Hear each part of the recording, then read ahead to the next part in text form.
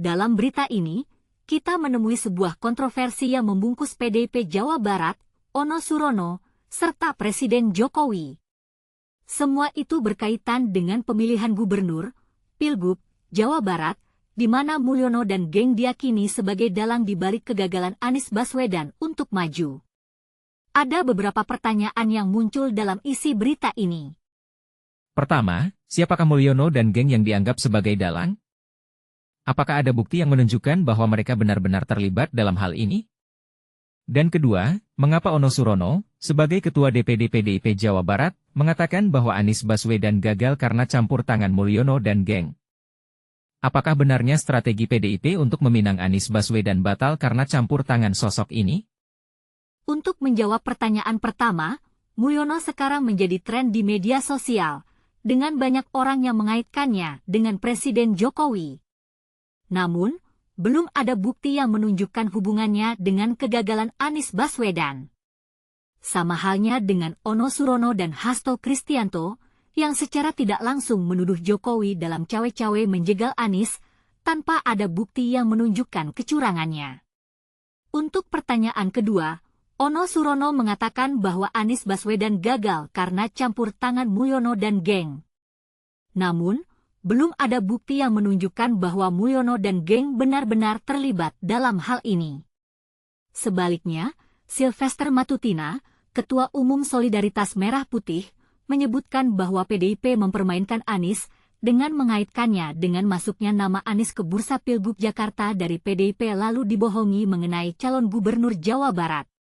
Seperti yang telah disebutkan sebelumnya, Ono Surono juga merupakan anggota DPR RI fraksi PDIP dan pejabat negara. Dari laporan harta kekayaan penyelenggara negara, LHKPN, miliknya yang dilaporkan pada 20 Juli 2024 untuk periode 2023, Ono memiliki kekayaan yang sebagian besar disumbang dari tanah dan bangunan yang dimilikinya. Namun, tidak ada informasi yang membuktikan bahwa kekayaannya berasal dari campur tangan dalam pemilihan gubernur Jawa Barat.